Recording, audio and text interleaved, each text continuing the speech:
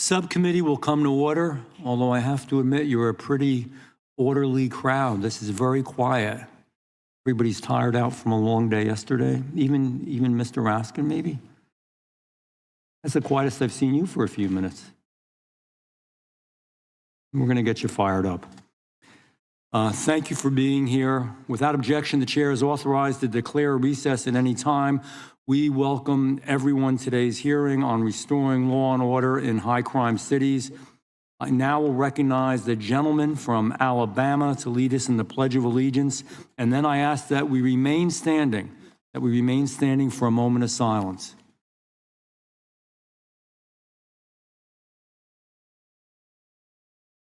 To the flag of the United States of America, to the republic for which it stands, one nation, under God, indivisible, liberty and justice for all.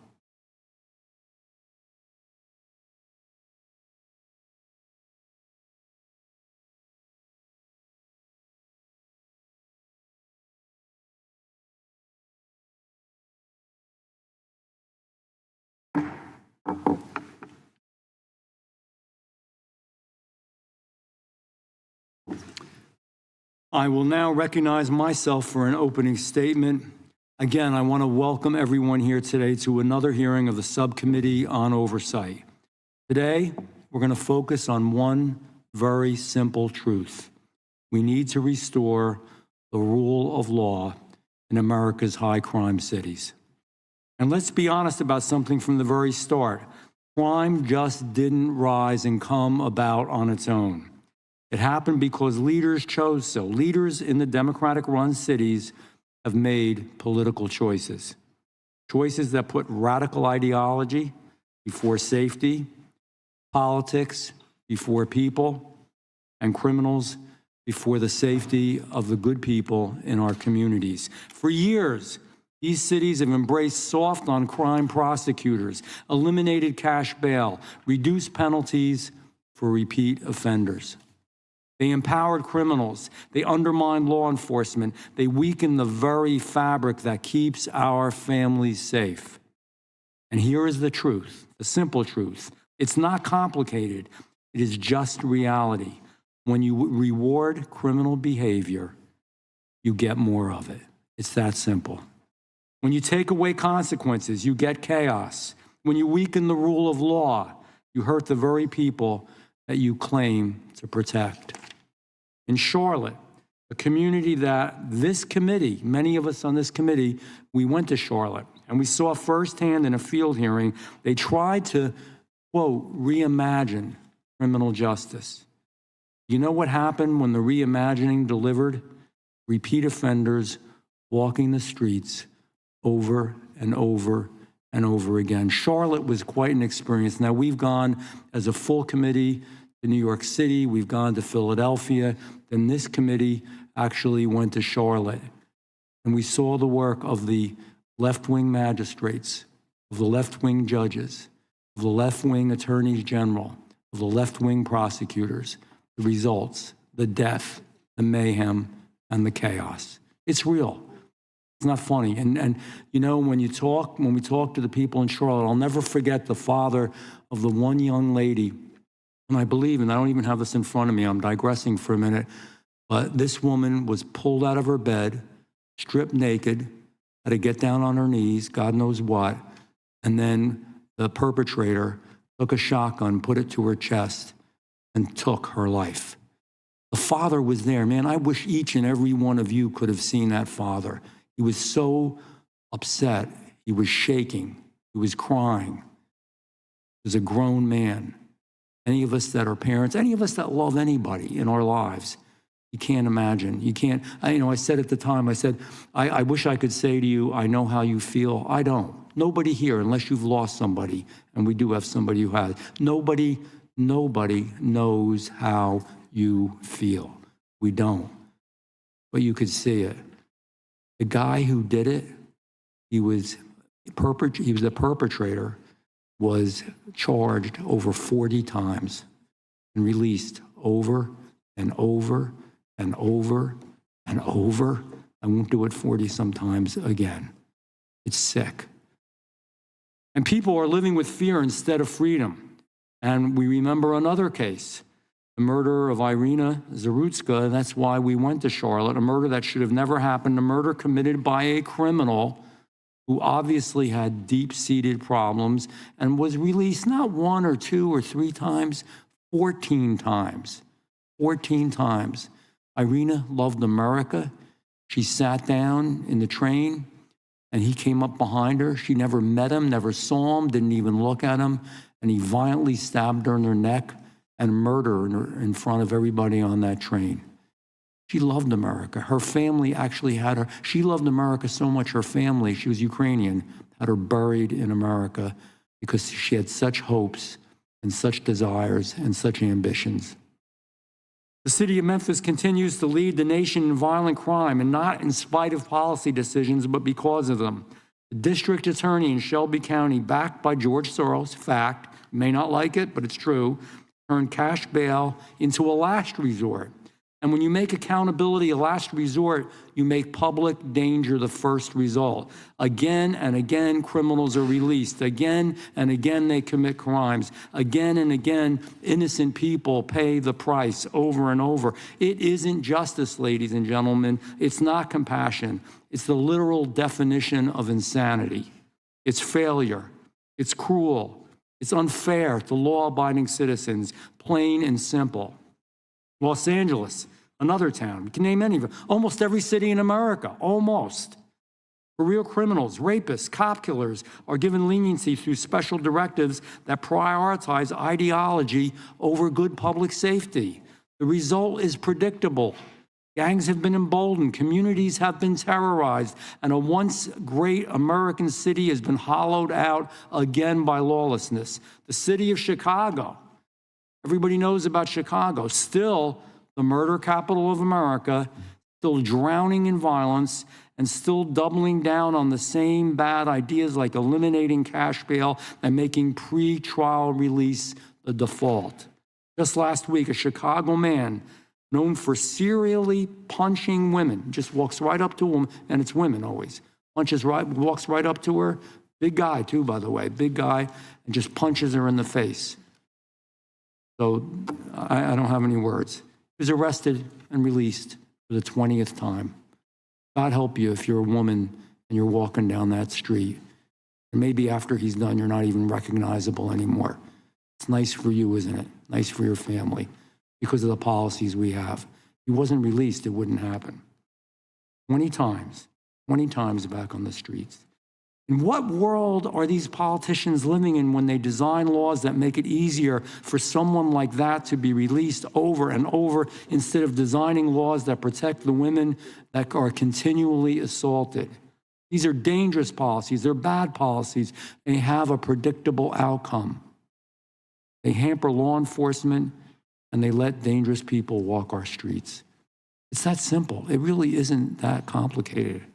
In fact, I've spoken with law enforcement, true story, not only in Charlotte, but in other areas where we've gone on the road, this committee, who've told me that oftentimes before they're even done writing up the arrest report and somebody has looked at it, before that even happens, they're watching the person being released. They're not even done with the report, and they're already out. It's an upside-down world. It's a bizarro world. It's a sick world that we live in, and it has to stop. For 4 long years, the past administration, the Biden-Harris administration, encouraged this mentality, encouraged soft on crime policies, encouraged the unraveling of law and order in what was our beautiful, sparkling cities. That changed earlier this year. And I know not everybody's gonna agree with me on this, but it did.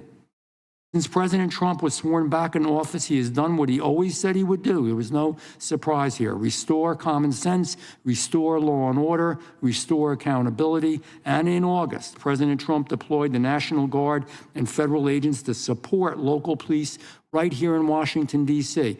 And people tell me, oh, they exaggerate in Washington, nothing happens. Well, I just think of the people that I know. I think of the gentleman from Kansas whose intern was murdered in Washington, D.C. How does his family feel? This young intern comes to D.C. to learn, and he never leaves because he's killed, he's murdered. Or in my office alone, where we've had, just in my office, numerous people that have been attacked on the streets the nation's capital, in Washington, D.C. And the stories go on and on. We have other members that were carjacked. I can go through the list. I'm not going to do it. It's wrong. And you know what? It's not funny when it happens to you.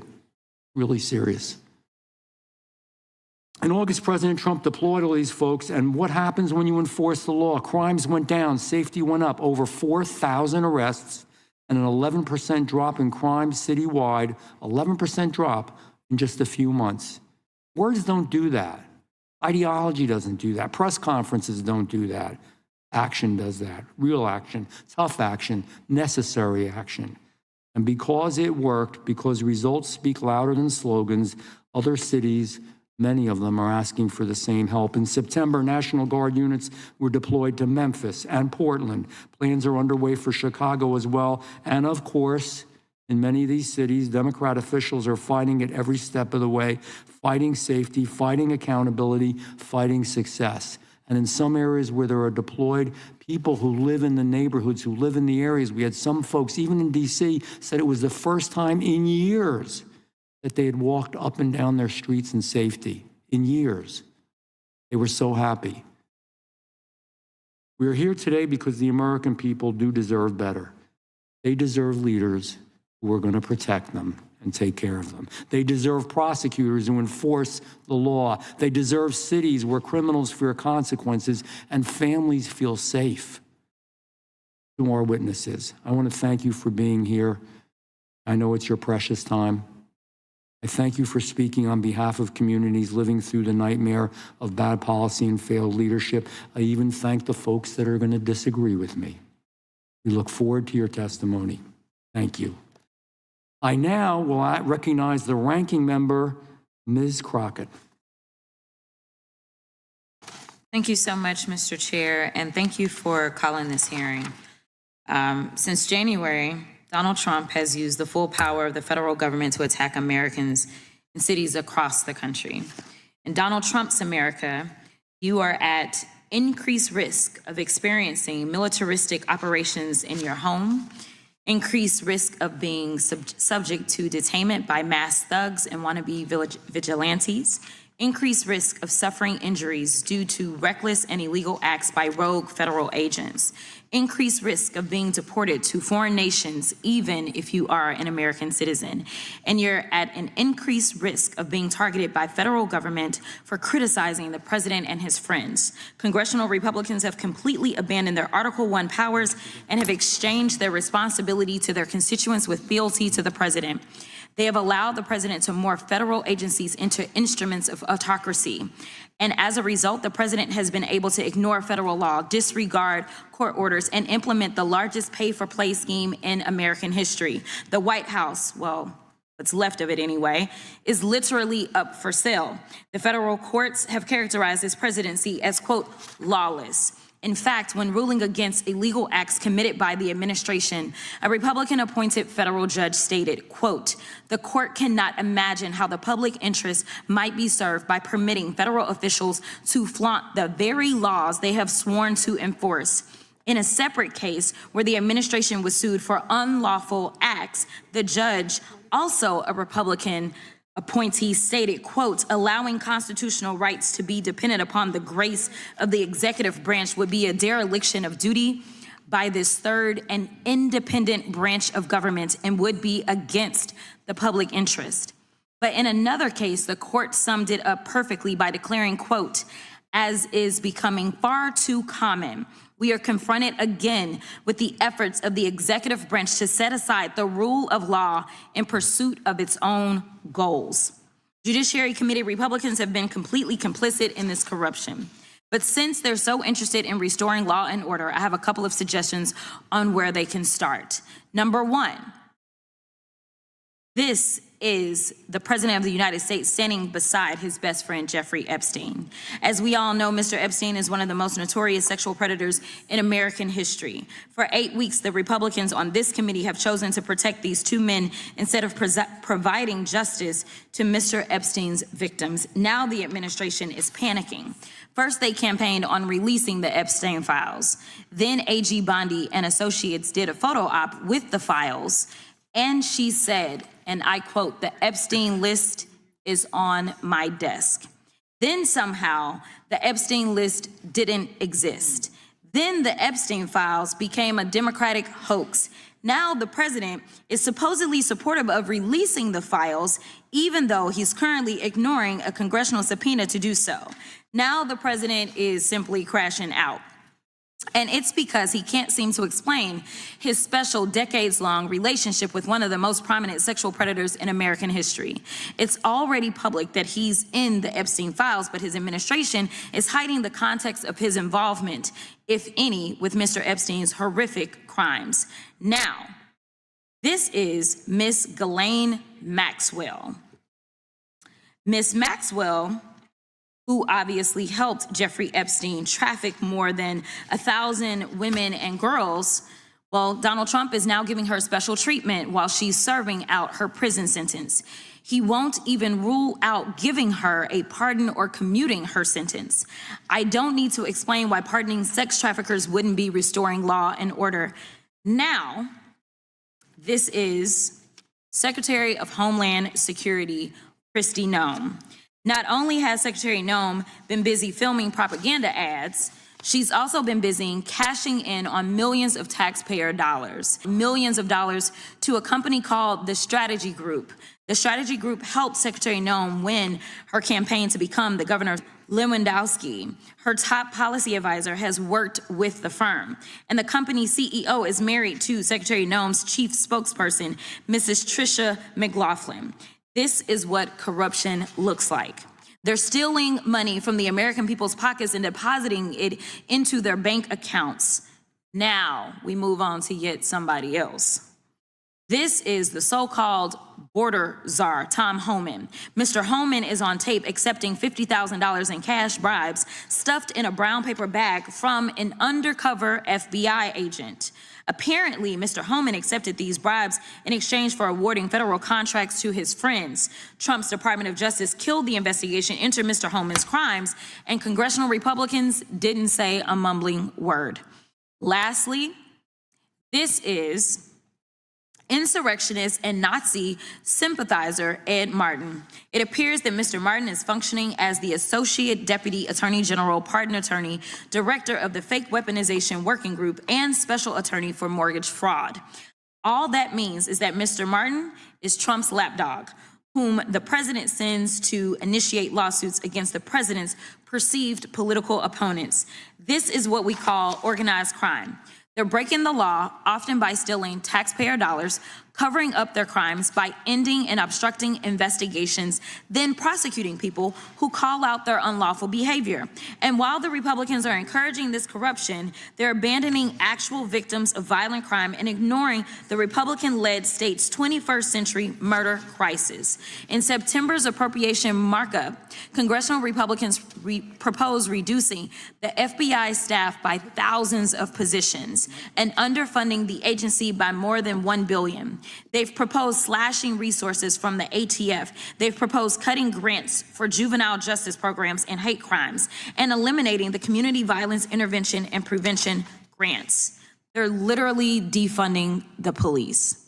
So no matter what they say at today's hearing, congressional Republicans have proven that they are not investing in keeping American communities safe from violent crime.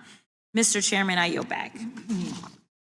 I thank the ranking member. We're fortunate to have with us the chairman of the Committee of the Whole today, Mr. Jordan, and the ranking member, Mr. Raskin. I believe Mr. Jordan's not going to do an opening at this time. Thank you, Mr. Chairman, for this important hearing. I look forward to hearing from our witnesses. Thank you, Chairman. Mr. Raskin. Thank you very much. Yeah, I think I'll take mine now. I'm going to try to stay for as much of the hearing as I can, but I won't be able to do it at the end. So. Okay. And Mr. Chairman, thank you very much. I wanted to just begin by underscoring three things that you said that I hope people will keep in mind as you hear my remarks. One is that when you reward criminal behavior, you get a lot more of it. Two, you said it's not funny when it happens to you. And alas, I have a personal story to tell. And three, you said letting criminals off the hook is not compassion and it's not justice. So I want to agree very strongly with those 3 points that you just made, Chairman Van Drew. And I want to thank the witnesses for being with us today. just before the shutdown, the subcommittee convened a field hearing in Charlotte to advance the tired, I would say utterly exhausted Republican claim that Democrats are somehow soft on crime. This is an odd proposition to me, given that Democratic-led cities today are now driving an historic nationwide decrease in crime, especially homicide and violent crime, following a dramatic spike in those categories under the first Trump administration. One North Carolina local news outlet, the News and Observer, captured the very paradoxical nature of that hearing in an article titled, "Republicans are in charge in North Carolina, but somehow Democrats are to blame for violent crime." Well, the News and Observer is correct. Republicans from the White House to Congress to the state houses are systematically undermining public safety in communities across America with what I would call gangster state policies, while claiming that Democrats are to blame. Well, what's really going on? Let's start with the administration's first day in office. How about that? On the first day, Donald Trump pardoned nearly 1,600 January 6th insurrectionists, people who either pled guilty or were convicted beyond a reasonable doubt by a jury of their peers for hundreds and hundreds of crimes, including hundreds who violently attacked Capitol Police officers, Metropolitan Police Department officers, Montgomery County, Maryland police officers from Virginia, and so on, with baseball bats, steel pipes, Trump flags, Confederate battle flags, broken furniture, and bear mace into people's eyes.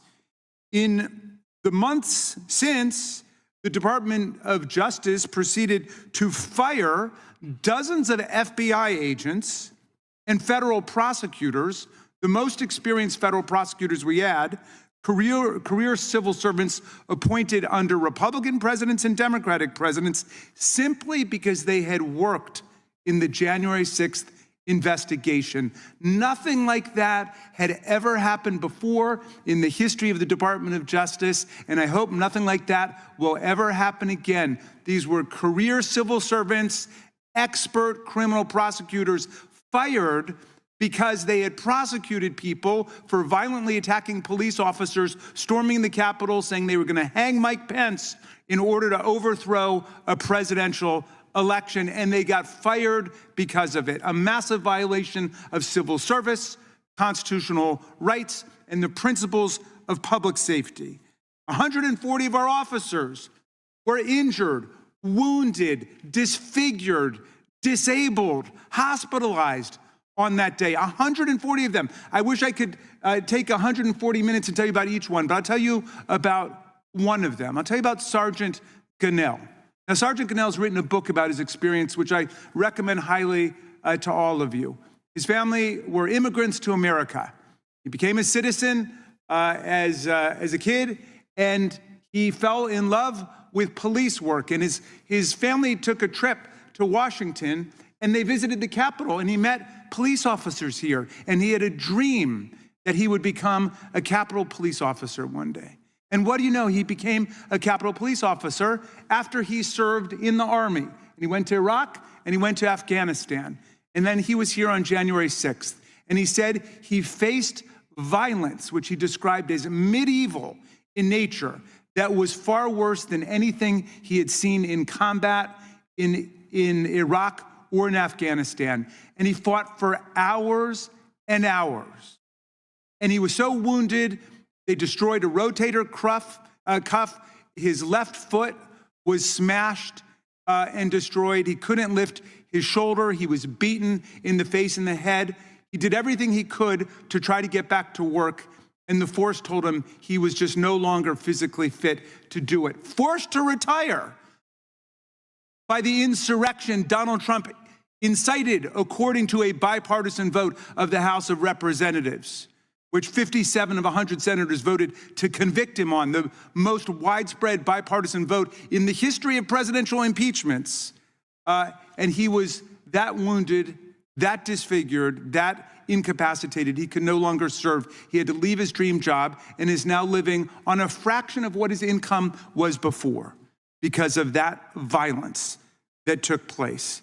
That's just one story. I wish you could know all of the stories. Maybe you know the story of Michael Fanone. He was a DC cop. He wasn't even on duty here. He heard about it, that the Capitol was under attack on the radio.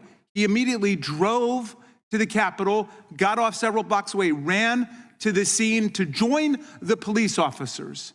And he got pulled into the crowd after fighting for hours, and he had a heart attack. And he was afraid that he was going to die. And he begged them. He said, "I have 4 daughters. Spare my life." And his life was just barely spared. There's supposed to be a plaque up in the House of Representatives to the officers because of their indomitable valor and courage that day, but the Speaker won't put that up.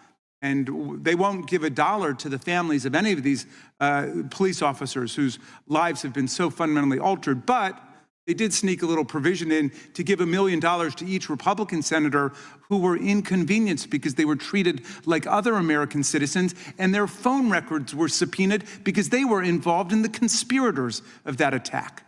That's where the sympathies run. Each of those guys was gonna get $1 million payout. At least, I think I heard Lindsey Graham today say he wanted tens of millions for what happened to him. What happened to him? Did he get sprayed in the face with bear mace? Did he have to fight for hours to protect American democracy? No, his phone records were subpoenaed the same way any American's phone records can be subpoenaed if they're involved in a criminal conspiracy or if their name comes up in a criminal investigation. And if you don't like that, you should support the bill that Chairman Jordan brought before us in markup yesterday, which we passed unanimously numerous times. That would save all Americans from abuse of that process. We've been trying to do that for nearly a decade, I believe, from this committee, and the Senate has consistently rejected it. They're not interested in protecting anybody else's civil liberties. They just want their $1 million jackpot payout. Well, in any event, so that was the story on January 6th, and this administration's done everything in its power now to reward the people who participated in it. Meantime, they're firing the officers, the FBI agents, the prosecutors who tried to prosecute it. Now, I want to tell you, though, a lot of people would want to sweep the whole thing under the rug, and they think it's over. But, you know, crime doesn't really work like that, and criminals don't work like that. As the good chairman said when he kicked this off, if you forgive crime, if you pardon it, if you let it go, you're going to see more of it. Well, let me tell you a little story about that, because we've got lots of cases of these pardoned criminals going out and committing other crimes. Let me tell you the ones that we found that have been committed by people that Donald Trump pardoned on his first day in office. They've gone on to do terroristic threats, home invasion, burglary, vandalism, theft, felony assault with a deadly weapon, discharge of a firearm, manslaughter, drunk driving, grand theft, aggravated kidnapping, reckless driving, reckless homicide, invasion of privacy, conspiracy to commit murder as a hate crime, possession of child pornography, violation of protective orders, assault, violation of anti-stalking order, DUI, battery, felony, malicious bodily injury, rape, forgery, sexual assault, illegal gun possession, drug possession, conspiracy to murder. Who's responsible for all that? These people were pardoned by Donald Trump. Sentences commuted. Out on the streets now, these people doing all of that. Let me tell you about one of them. I told you I was going to get a little bit personal here. I take the subject raised today personally. This guy's name is Taylor Taranto. He was pardoned after being convicted of multiple crimes on January 6th. Multiple crimes on January 6th. But he was rearrested in 2023 for illegal possession of hundreds of rounds of ammunition and 2 guns and a machete after he was live streaming from the woods near former President Barack Obama's house. He went there with all the ammunition and guns, and he threatened to set off a car bomb. Well, on the way there, he showed up at the elementary school 2 blocks away from my house, where all 3 of my kids went to elementary school. And he told listeners that he was at the elementary school near my house on his live stream. He said he was near my house. That's where he was headed next. And he didn't want to tell anybody where I lived because he said, I want Raskin all to myself. Fortunately, my wife and I and my kids were not at home when he stopped there on his way down to Barack Obama's house. This is a January 6th insurrectionist who's been pardoned by Donald Trump. You may have read about him recently in the newspaper because at the sentencing for other crimes, 2 Department of Justice lawyers mentioned that he participated in the riots at January 6th, and his superior officers, the Department of Justice, objected to the fact that these DOJ lawyers had referred to the January 6th riots and suspended them. Somebody correct me if I'm wrong. I don't know if were they suspended? These lawyers were reprimanded for what they had done, and they were suspended simply for mentioning the reality that January 6th had taken place. Look, it's not just January 6th. Trump recently pardoned crypto executive Changpeng Zhao, who'd been sentenced to 4 months in prison in order to pay one of the largest corporate penalties in history after pleading guilty to enabling money laundering through his crypto exchange. According to prosecutors, he aided Hamas, he aided Al-Qaeda, and other terrorist networks. But Donald Trump pardoned him. He also pardoned Ross Ulbricht, the creator of Silk Road, an online black market that allowed thousands of drug dealers to distribute hundreds of kilos of illegal drugs, including heroin, cocaine, and opioids. Take Ghislaine Maxwell, who was transferred from a real prison to a prison camp after the #2 at DOJ went to see her. On July 22nd, the Democrats on the Oversight Committee moved to subpoena her. They got Republicans to come over and agree. The next day, she was sent her subpoena. And the next day after that, July 24th, that's when Todd Blanche went to see her.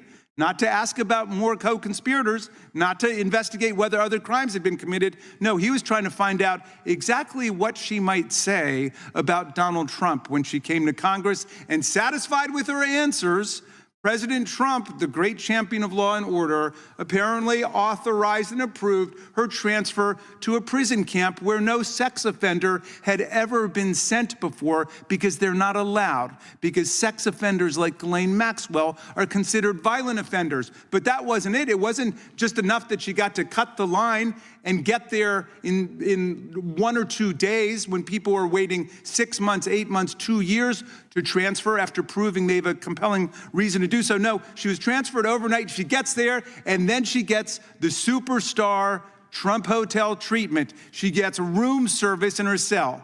Ever hear of that before? Well, she gets meals brought to her. She gets special exercise privileges there. She gets special visitors that come whenever she wants them to come, and they're allowed to bring their computers.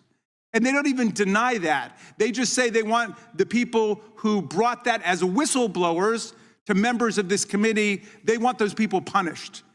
And her lawyer was bragging about the fact that they were punished. In other words, that they suffered retaliation for speaking out, when this committee has always stood up for the rights of whistleblowers to tell the truth about abuse of law in America. Well, they've taken a wrecking ball to the federal government's ability to investigate and prosecute criminals. The DOJ is hemorrhaging thousands of lawyers. They're having a very difficult time recruiting people to this absurd environment where the president is taking over all prosecutorial functions. And now they are wasting resources just to follow the political program of Donald Trump. You've seen how he fired his own U.S. attorney, Mr. Siebert, in Virginia because he wouldn't bring charges against James Comey. That's what Donald Trump wanted. So he sacks him. He puts in another attorney who's never been a prosecutor before, never been an assistant U.S. attorney or anything. She's so incompetent, the judge in the Comey case now says that they're going to have to throw it out, likely because she messed up the entire grand jury indictment process. And yet he continues to go after his political opponents. What a radical distortion of justice that is, and what a waste of our resources. They are draining resources away from human sex trafficking, away from child sex exploitation, away from drug trafficking, to go and either participate in their anti-immigration campaign or just to do whatever Donald Trump wants them to do. So, my friends, this is the record that they want to brag about, when we've got real Democratic mayors across America who are, and some Republican mayors, but mostly Democratic mayors, who are actually reducing crime and fighting crime. I mean, what an outrage this is.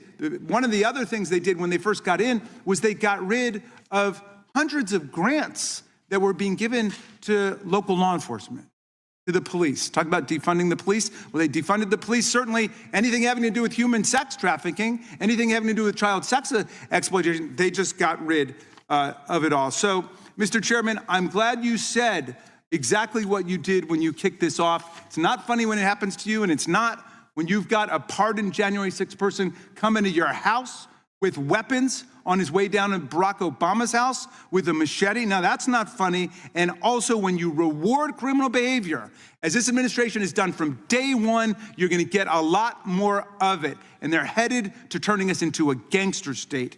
And I thank you, and I look forward to hearing the testimony of the witnesses. Thank the ranking member, and later on, I'm going to reply to a good number of those issues. I will say one thing: threats are horrible for all of us. My wife has been threatened. I've been threatened, my kids and my grandkids. It's really awful. It's terrible. My wife was, just so you know, I mean, I can relate to what you're saying there. My wife was threatened that she would be beaten. They would throw her on the hood of the car, rape her, and murder her, burn the house down, and kill my children and my grandchildren. So that is not a uniquely Democrat, Republican, conservative, or liberal issue. The other issues, and I will ask the committee if we can, and then we'll move on here. The issue at hand is what's happening on our streets. Those subjects you brought up are worthy of debate, and we can have a separate committee on all of it, all the things you spoke about. But I'm talking about the average Joe on the street in their city where they want to live their life with their children and their grandchildren as well. It's a little bit different than where we went with that, which was highly political, worthy of discussion, but not really what this hearing is about. Those are all average crimes that happen every day on our streets, including my street. Okay, I'm not going to do this because I don't want to. Even mine, You cannot separate one crime from another. There are people that are in prison because of some of the things they were going to do and got caught to me. But nevertheless, it's not an average crime. I'm a member of Congress. It is different. I'm talking about just the guy that comes home from work and is walking on the street and he stops by the grocery store and he gets killed. It's a different thing, just the average day-to-day thing. We'll talk about it more. I appreciate you, Mr. Raskin.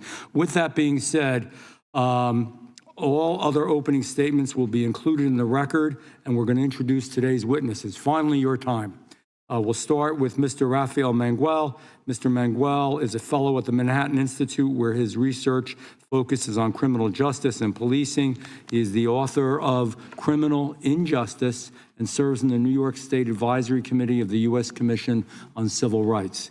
Mr. Morrow, Mr. Paul J. Morrow, is a former law enforcement officer, having served for 23 years with the New York Police Department. During his tenure, he served as the commanding officer of the NYPD's Legal Bureau and as the executive officer for operations and analysis in NYPD's Intelligence Bureau. Thank you for your service. Thank you for being here. Ms. Tina McKinney. Ms. McKinney, this is the hardest one. These are always hard. Is the mother of Officer Joseph McKinney, who was a Memphis police officer killed in the line of duty on April 12th, 2024. The suspect was out on bond, and I want everybody to listen to this one paragraph. The suspect was out on bond from an arrest the previous month on charges of possession of modified semi-automatic weapons and grand larceny. Everybody heard that. I'm sorry, I got no words. I'm sure everybody tells you the same thing. Thank you. Thank you for being here and trying to help other people in the future. Nancy Levine, did I pronounce it correctly? Good. Dr. Levine is the Dean of the Rutgers School of Criminal Justice, where her work focuses on applying data and research to criminal justice policy. She previously served in the Department of Justice during the Biden administration. We will thank you for being here. I'm a Rutgers grad. I went in pre-dental, pre-medical, so I went to Rutgers. We may disagree, but Rutgers is a good, on issues, but Rutgers is a good school. We're going to begin by swearing you in. Would you please rise and raise your right hand? Do you swear, under penalty of perjury, the testimony you are about to give is true and correct to the best of your knowledge, information, and belief, so help you God? Let the record reflect that the witnesses have answered in the affirmative, and thank you, and please be seated. Please know that your written testimony will be entered into the record in its entirety. Accordingly, we ask that you do summarize and complete your summary of your testimony in 5 minutes. Mr. Manguel, we will start with you. Well, thank you all so much for the opportunity to offer remarks on the all-important topic of public safety in America's cities, which is an issue that I've spent the last decade working on. I'd like to begin by suggesting that in public debates over questions of safety, far too much weight is put on aggregate crime measures that often fail to fully capture or accurately describe the risk of criminal victimization faced by America's urban residents. We often talk about crime in national, statewide, or citywide terms. It's an understandable colloquialism that I'm sure I've been guilty of too, but whether a city's crime levels are up or down, while important, can mask some important realities. In my home city of New York, for example, data from 2010, ultimately 50% of the city's reported crime occurs on just 4% of the city's street segments. The experiences of residents living on block clusters where so much of a given city's crime concentrates are radically different from those living in the neighborhoods with very little crime. To paint the picture a little more vividly, consider that last year, residents of Chicago's 19th district, which I used to call home, experienced a homicide rate of just 2.3 per 100,000. In the 6th district, by contrast, the homicide rate was 73.4 per 100,000, almost 32 times greater. I make this point for a couple of reasons, but one is to just illustrate that even in cities that have experienced recent declines in serious crime, there remain microgeographic pockets where serious violence continues to occur at levels that we should all find unacceptable and should therefore be working to alleviate with urgency, irrespective of aggregate crime declines at the citywide level. The fact remains that in too many city neighborhoods, criminal violence is a serious problem. And that problem is one that is too often characterized by a particular type of failure, which is the failure to incapacitate violent criminal offenders who have thoroughly demonstrated through repeated criminal conduct that they have no desire to play by society's rules. A few numbers to consider. In Chicago, on average, a shooting or homicide suspect is arrested nearly 12 times. In Oakland, homicide victims and suspects alike have an average of 10 prior arrests. In Baltimore, the number is 9. And right here in Washington, D.C., it's 11. These numbers are bad enough in the abstract, but they take on a more urgent character when they are illustrated by specific cases. Because of the work I do, I'm often sent stories of heinous and tragic crimes committed by offenders who had no business being out on the street. We already heard about one such case in the case of Irina Zarutska in Charlotte, North Carolina, but I want you all to consider another case out of Charlotte, which has not gotten nearly enough attention, which is the shooting death of Jace Edwards, who was just 4 years old. According to news reports, one of the 4 men arrested in that case had previously been charged in nearly a dozen car thefts. And he was arrested again just days before the shooting with a firearm. Unbelievably to the uninitiated, he was allowed to post bond and was released yet again. A second suspect in that case had racked up 38 charges and had multiple prior incarcerations for serious felonies, including firearms and other violent charges. These examples all elicit the same question: why? Why were these offenders out? And the answer in many cases is that somewhere down the line, policymakers made a choice. They made a choice to pursue decarceration for its own sake because they were convinced that doing so was the best way to serve justice. The good news is that none of those decisions are written in stone. Our leaders can and must make different choices. In recent years, we've seen some encouraging examples of federal, state, and local leaders doing just that. In the state of Tennessee, for example, lawmakers have, thanks to the leadership of Tennessee House Speaker Cameron Sexton, passed legislation to amend their state's constitution so that judges there can have the right to detain dangerous criminal defendants in all cases. They also passed a truth in sentencing law to ensure offenders serve the majority of their sentences before they can be released. Last year, lawmakers in Louisiana took a similar step with their own truth in sentencing measure, much to the chagrin of criminal justice reform advocates, in addition to an effort to eliminate discretionary parole. And of course, President Trump's administration, through executive orders and actions related to policing and enforcement initiatives like the Memphis Safe Task Force and Project Safe Neighborhoods in Chicago, the latter of which has led to a nearly 300% increase in federal gun prosecutions just through the end of October. Now look, there remains a lot of work to be done. And so I'd like to close with the suggestion that I hope many of you will reach out to discuss further at a future date. which is that Congress should consider an omnibus crime bill along the lines of what was done in 1994, this time with a particular focus on police recruitment and retention, funding the acquisition of force multiplying technologies, incentivizing better data collection, and incentivizing the adoption of stronger penalties for habitual offenders. Thank you once again for the invitation to address this body and contribute to these important discussions. I look forward to answering any of your questions. Thank you, Mr. Manguel. Mr. Morrow, you may begin. Chairman, ranking members, members of the committee, thank you for the opportunity to appear before you today. My name is Paul Morrow. I served 26 years with the NYPD, including many years in counterterrorism following 9/11. Retired 4 years ago, I'm now a practicing attorney. My perspective is shaped by decades on the street and doing investigations and by my concern for the city that I still call home. New York's recent criminal justice system and its history is one of collapse, renewal, and now sadly decline. The city's recovery from the dark days of the 70s and 80s began in the 1990s under mayors who prioritized policing and accountability and was aided by the bipartisan 1994 crime bill co-authored by then-Senator Joe Biden and signed by President Clinton. Broken windows policing complemented that effort by addressing a low-level disorder before it grew into something worse. Enforcement was often limited to summonses, not jail, and was responsive to community complaints. Neighborhoods revived and the entire city became a model of recovery. After the new challenges of 9/11, the NYPD created a world-class counterterrorism apparatus without sacrificing safety. Despite expectations post 9/11, crime continued to fall under Mayor Bloomberg and Commissioner Ray Kelly.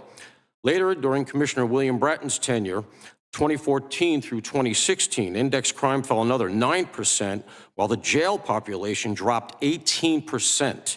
Proof that safety and reduced incarceration can coexist. In fact, over the 20 years at that point, crime had fallen 76%, while the jail population was cut in half. We had hit the sweet spot. Over the ensuing years, however, that success has eroded. Reforms such as no cash bail and other changes have coincided with visible disorder. Disorderly conduct summonses, for instance, the linchpin of quality of life enforcement, fell 91% after 2015. Recruitment and retention are in crisis, though murders and shootings are down this year. Major felonies are up 16% since 2010 in New York, and low-level recidivism is universal. Behind those figures lies a deeper problem. The Federal National Crime Victimization Survey shows that the vast majority of crime now goes unreported nationwide. Three conditions in my own experience in New York bear this out. For instance, homeless encampments are referred to agencies with no enforcement power. Shops close after repeated harassment, and burglaries go unreported. Officers are not lazy, they are overwhelmed. A small fraction of offenders and chronically mentally ill drive much of this disorder. Research suggests that incarcerating or housing just a small fraction of the worst offenders would visibly improve conditions. And an uncomfortable truth is that women are disproportionately targeted by the mentally ill. Likewise, the New York Times found that 327 repeat offenders account for roughly 1/3 of all New York shoplifting arrests. Stores write off these losses as shrinkage and pass the cost on to consumers. In New York, we now lock up our toothpaste, not our perpetrators. At the same time, and most alarmingly, the city is closing the Rikers Island jail and replacing it with 4 dispersed jails that cut the prisoner bed count by a full 2/3. This is a guaranteed recipe for failure. Our newly elected mayor, Zohran Mamdani, has famously pledged to lean into all of these reforms, reducing police headcount, replacing officers with social workers, and eliminating key police units. Nationwide, the role of the National Guard remains widely misunderstood. In New York, since 9/11, the Guard has manned New York City transit hubs without incident. Governor Kathy Hochul's deployment of 1,000 troops to the subways has been touted by her for providing a 42% drop in subway crime. Note that the Guard does not answer 911 calls. They provide deterrence through visibility. New York has long been a testing ground for criminal justice policy. We know what works if we are allowed to do it. Federal government can help with funding, certainly. It can even condition funding on best practices by local agencies. But most importantly, federal leaders can help change the narrative. When leaders support police, that message is felt on the street. When they vilify police, that message is felt even more. Is it any wonder that since 2019, assaults on NYPD officers are up 63%? First duty of government is to protect its citizens. Public safety should never be subordinated to politics. Every community, whatever its politics, wants the same thing, to live safely and with dignity. Those who secure that safety deserve our support, not our scorn. I thank you all for allowing me the privilege of speaking with you here today. Thank you, Mr. Morrow. Ms. McKinney, you may begin. Chairman and members of the committee, thank you for allowing me to speak today. My name is Tina McKinney. I'm the mother of Memphis Police Officer Joseph McKinney, lovingly known as Rusty. Rusty died in the line of duty April 12th, 2024 in Memphis, Tennessee. He was just 26 years old.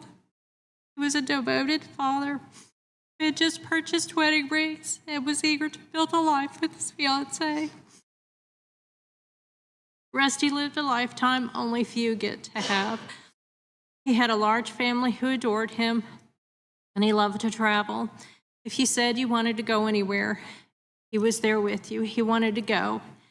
His eagerness was undeniable. He was a good kid, the kind every parent hoped for. He lived a full life with an eagerness to help,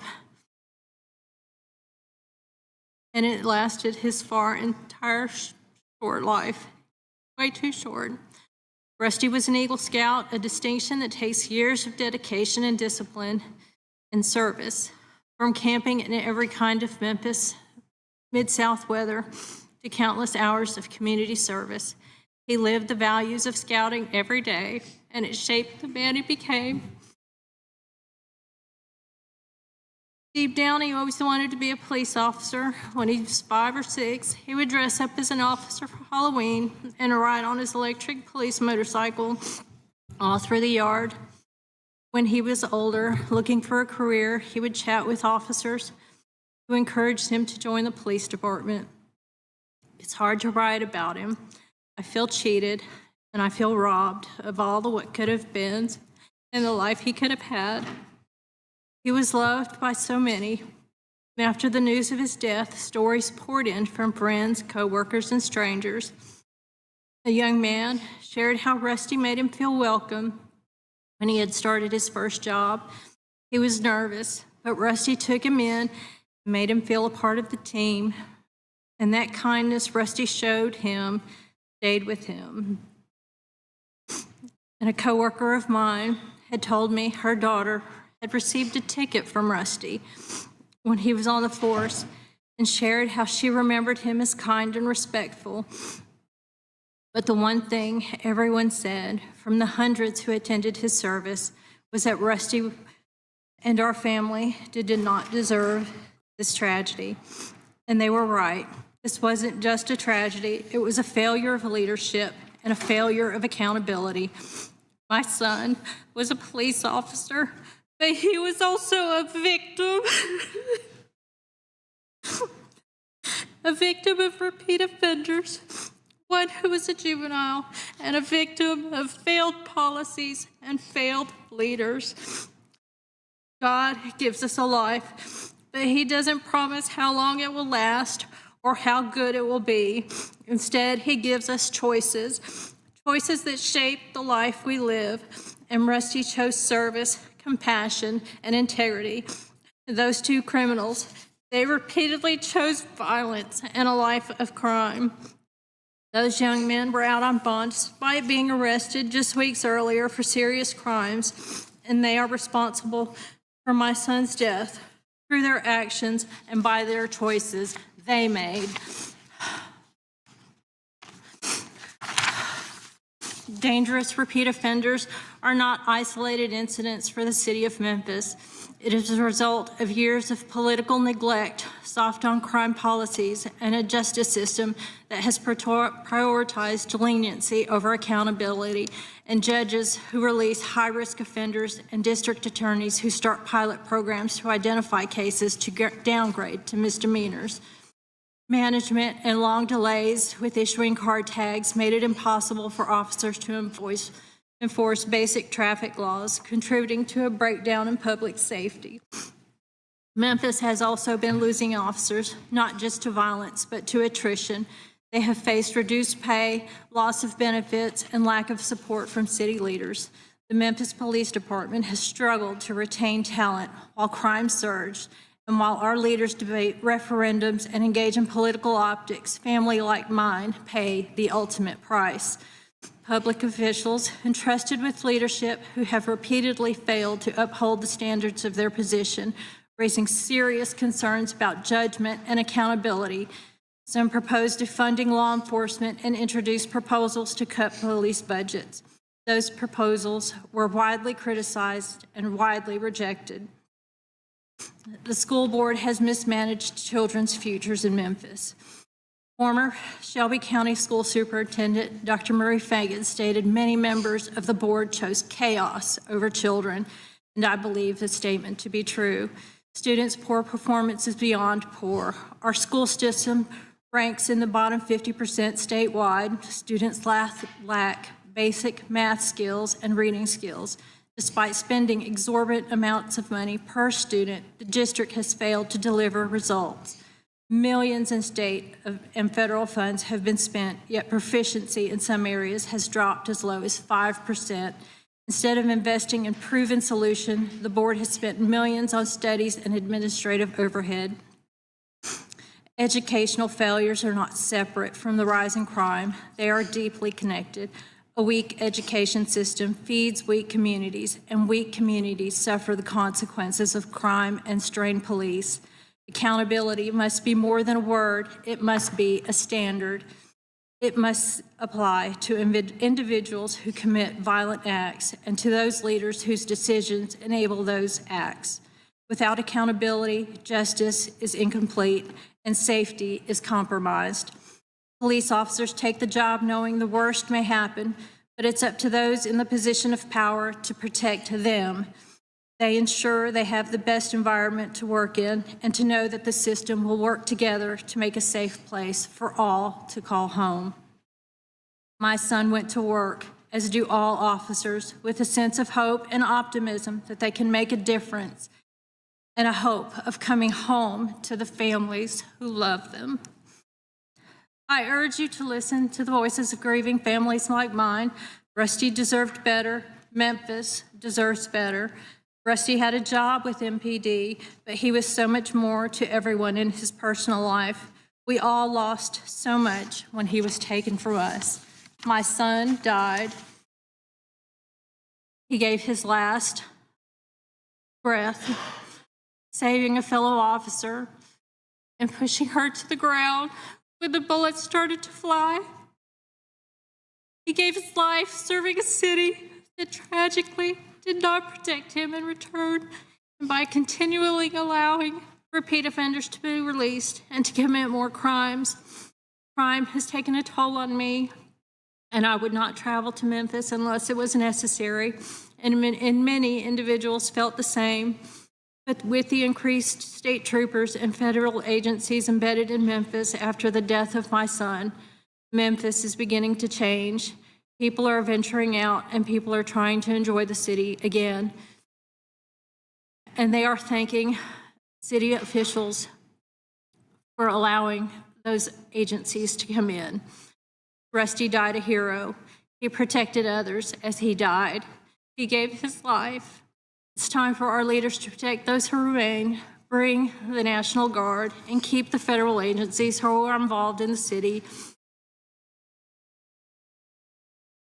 until criminals realize crime doesn't pay anymore in Memphis and playtime is over.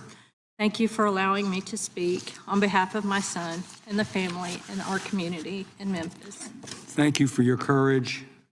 You represent many, many other people. I see his handsome face there, the story of most major American cities. Dr. Levine, you may begin. Chairman Van Drew, Ranking Member Crockett, Mr. Raskin, members of the subcommittee, thank you for the opportunity to speak with you today. Let's start with some facts. Violent crime is down to pre-pandemic levels or even lower in most every U.S. city. That started around 2022, not when Mr. Trump started office in January of this year. Nationwide violent crime is down 50% from its peak in 1991.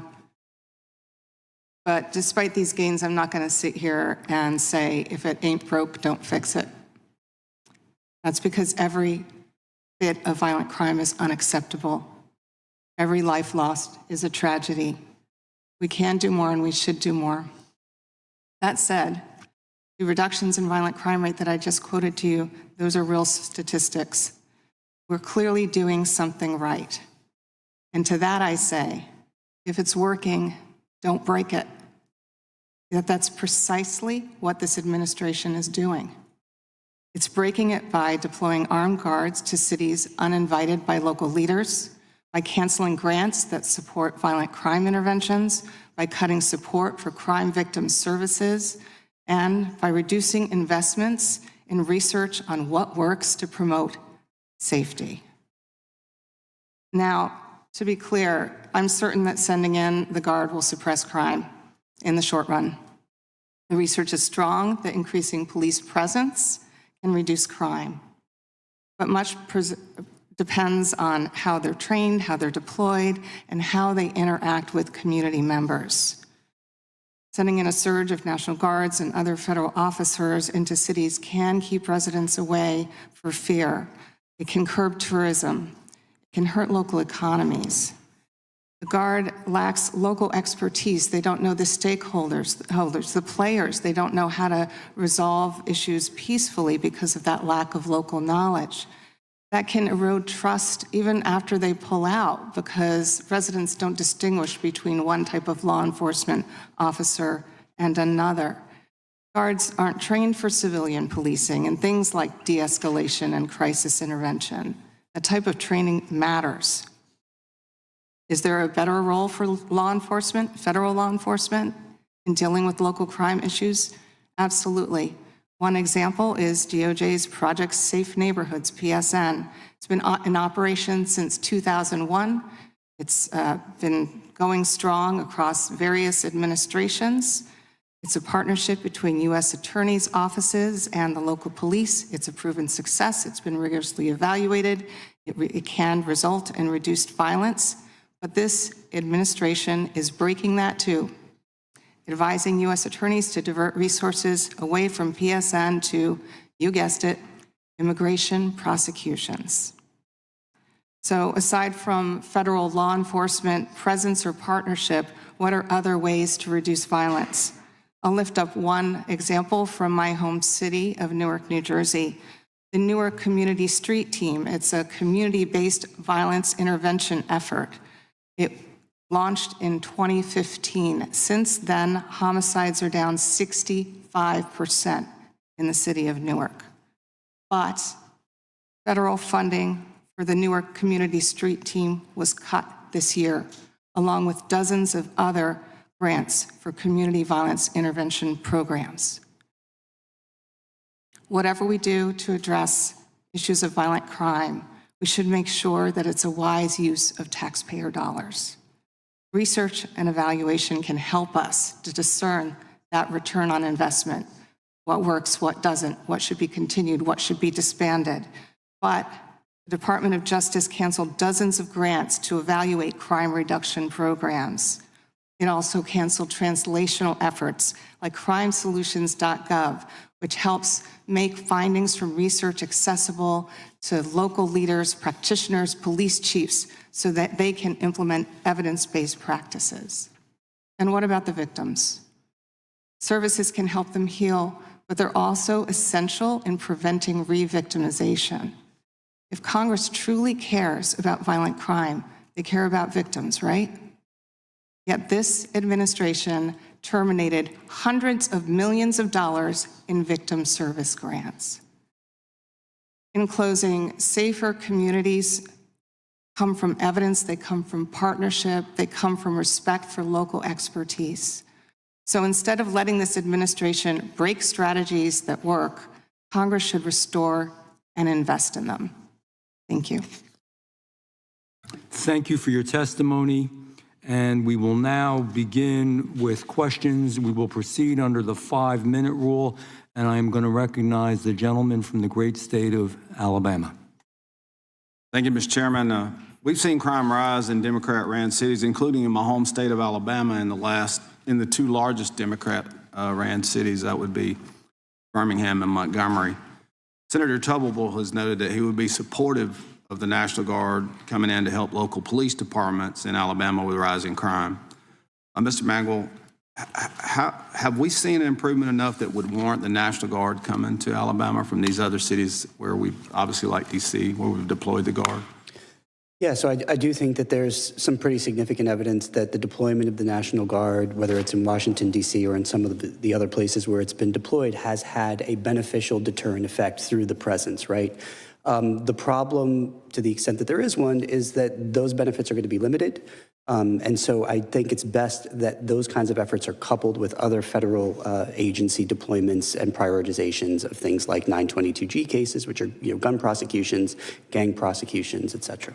Yeah, so far, since the operation started in D.C., we've had nearly 3,100 arrests and 300 firearms seized. What does that tell you about the depth of unchecked criminal activity prior to the National Guard being here? I mean, I think it tells you that, Washington, D.C., like many other American cities, has been for a long time under-policed. Right? When you have additional resources coming in and they're able to make significant numbers of arrests, that tells you that, the city did not have what it needed beforehand. And that should be a lesson to the leaders to add to the force size. And if the resources for policing are there, Mr. Morrow, you may want to touch on this too as well. These soft on crime DAs, when they just turn the folks back out, doesn't that go against departments? If we have politicians criticizing police officers, in the case of Ms. McKinney, we have officers and individuals attacked again. Mr. Morrow, doesn't that hurt the morale as even if we have the policing resources, if we turn the people right back out, isn't that going to create a problem for society? Well, of course it does, sir. And the result can be, in some instances, therefore, a lack of enforcement. If you make, let's say, an arrest for a low-level offense that should go downtown, so to speak, and when you get there, it's DP'd, as they call it, decline prosecution. When that happens regularly, you begin to understand that it's not what the system you work for wants. And so I'm very cognizantly choosing that example because it's one of the things that led to the beginning of the disorder in our subways. The lifeblood of New York City is the subway system. That's the city's circulatory system.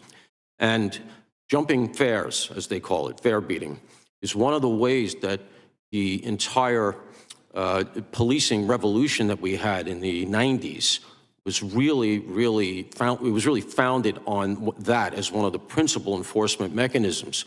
Because not everybody who jumps the turnstile is a member of a robbery crew, certainly. But if you are a member of a robbery crew, you're not paying the fare. And so when somebody jumps the turnstile and you give them just a summons, and it turns out that they have 2 robbery warrants on them, well, now you have the ability to take them off the street.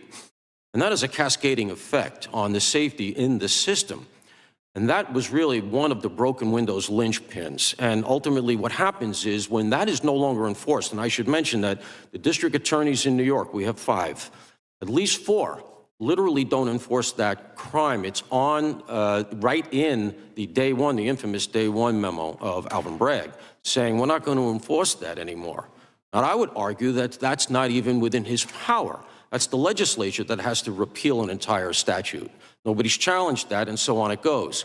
But consequently, people who would have been kept off that system now feel with impunity, jump the turnstile, go in through the outdoor, they don't pay, and now they have easy access to a place that they can commit crimes, get out of there quickly, etc. And so in addition to morale, it leads to a lack of enforcement.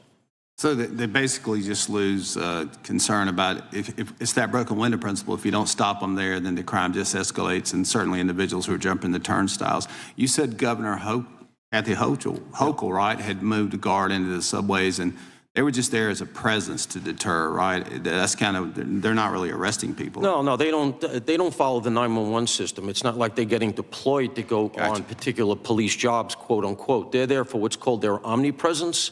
And you see it all over New York. It's been underway, as I mentioned, since 9/11. So that's 25 years without incident. You see them in the the Oculus, downtown, which is a big transportation hub. You see them in Penn Station, in Grand Central. They just stand there.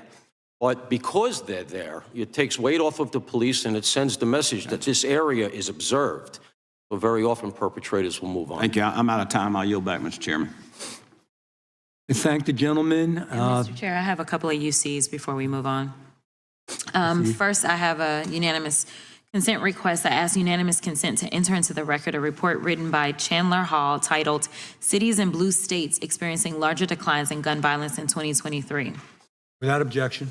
Then I have another one. It is by Chandler Hall again, titled "The Highest Rates of Gun Homicides Are in Rural Counties." Without objection. My next one is written by Jeff Asher, titled "Trump Doesn't Have the Data to Back Up His Claims About Washington, D.C." Without objection. And my final one is written by Kylie Murdoch and Jim Kessler, titled "The 21st Century Red State Murder Crisis." Without objection. Thank you so much. I now recognize the gentleman from Georgia. Thank you, Mr. Chairman. I'm deeply disappointed about this hearing. It was billed as an exploration of the Trump-Vance administration restoring law and order through the deployment of the military onto the streets of America. That's what we were here to talk about, and I haven't heard one Republican witness talk about that. How the military, the National Guard, has decreased crime on the streets of America. That's what this is supposed to be about. And so somebody has lied, just like Trump lied. He lied about releasing the Epstein files. He lied about putting America first. He lied about lowering cost on day one. Mr. Johnson, if I can just interrupt for a minute. No, all our witnesses are kind enough to be here. They're not here as a Republican or Democrat. Their own views are to themselves on all. I will say for all of them, none of them are intentionally lying, and they swore an oath. So I appreciate your comments, but please move on. I'm not casting aspersions at the witnesses. I'm saying that this hearing was billed as something that it has not turned out to be. We're supposed to be talking about how the deployment of the military onto the streets of America This is your chance, has lessened crime. This is your chance. I think it's a fair argument for me to make that we have misled the public just like Donald Trump has misled the public. And the public, the American Joe or the average Joe on the street is feeling like a sucker now because Trump is telling them that, look, don't believe your lying eyes, prices are down. But they know that price of groceries is up, the price of energy is up, the price of their health care is up. But yet Donald Trump is telling them, believe what I say. They're getting tired of that. They looked at this drama with the Epstein files. They saw him go from doing everything he could to prevent the release into flipping at the last minute so as to save the little face that he still has because he knew he was going to lose that vote, and he lost it. Every single member of Congress, except for one, voted to release the Epstein files. And so the American people are really confused at this point. They see MAGA Republicans in the House carrying President Trump's water. They're not happy about that. And fortunately, they have a shining light to look at. Her name is Marjorie Taylor Greene, and she has started to move away from the deception, from the lies and deceit, and from the violence. And because of that, she's now being subjected to violence. But let me ask you a question, Mr. Magul, since you although you've been to law school, your training has been as a corporate communications guy with the International Trademark Association, but you're here to talk about how the military has made our streets more safe. I'll ask you this question. Law enforcement is a noble profession, isn't it? It is. And it has special education and certification. Isn't that correct? It does. Specialized skills that you get from learning to become a police officer like Miss McKinney's son, and I'm so I'm saddened by your loss, and I my condolences to you, Miss McKinney. But law enforcement officers, isn't it true, Mr. Morrow, are trained professionals? Yes, sir. And they take a different oath than does the military. Isn't that correct? Well, I'm not familiar with the military. Because you never served in the military, but the military is trained to combat, to be in combat situations, whereas law enforcement officers are trained to enforce the law. So isn't it a fact, Dr. Levine, that if we have people who are trained in combat deployed to the streets of America, that we're doing law enforcement a disservice, because law enforcement depends on the respect and support of the people who they serve? Isn't it true that by deploying the military to the streets, we are hurting law enforcement? I think it can be demoralizing to local law enforcement to have the National Guard cops, and you're right, they're trained specifically to be policing in a civilian To come in context. and break things up and kill people. That's what the military does, right? I don't know about that. Well, that's not what police officers are trained to do. Correct. With that, I'll yield back. I thank the gentleman. And before I do, though, let me offer for unanimous consent a article entitled Portland Police Chief Reveals Troops Tear Gas Protest by Accident. That's in the New Republic on October 29th. Without objection? Without objection. Thank you. I yield back. Thank the gentleman. I now recognize Dr. Onder from the great state of Missouri. Thank you, Mr. Chairman. Unfortunately, I'm all too familiar with high-crime cities. Part of my district is on the outskirts of St. Louis, Missouri, a city that has consistently had one of the highest homicide rates in the country. In fact, I myself, all the way back in 2005, was a victim of a violent crime. I was robbed at gunpoint. And unfortunately, the crime rate in that region has only gotten worse. Just last year, Missouri's Attorney General testified before this committee that the state had to remove a St. Louis prosecutor for prioritizing politically motivated cases over violent offenders, including murderers.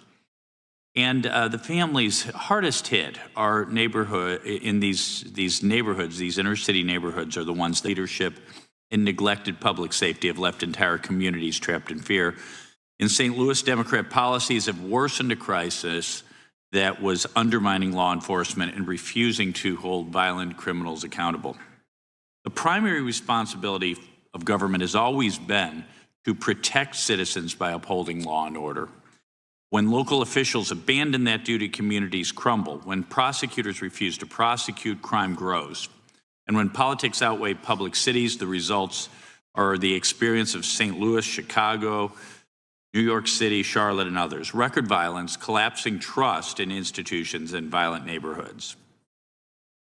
These policies trap generations, they crush hope, and we have to break that pattern. Real compassion means telling young people that we believe that we can do better and that choices have consequences. Accountability is not punishment for its own sake. It is a path to safer streets, stronger families, and communities that can thrive. Mr. Mangual, Is there a way that Congress can hold local officials accountable for refusing to enforce the law and refusing federal assistance during periods of sustained violent crime? I think the best thing that Congress can do in this way to hold these local officials accountable is to condition more of the funds that so many American cities depend on best practices with respect to law enforcement and prosecution. Yeah, that makes sense. You know, in not only in New York City do you lock up the toothpaste, not the perpetrators, but that in the my staff tells me that in the Navy Yard area of Washington, D.C., they lock up the toothpaste at the CVS. Ms. McKinney, just a quick question for you, and I am so sorry for the loss of your brave and heroic son. You mentioned one of the murderers was out on bond. Do you know, was he out on cash bond, or was he just released without essentially without any financial incentive to return? Sir, I'm really not sure. That's all right. No. It's very common these days. One of these soft on crime policies that so many times is instituted in some of these soft on crime cities and states has been the end of what's called cash bail, which is to say no bail at all, just letting the suspects go free. Mr.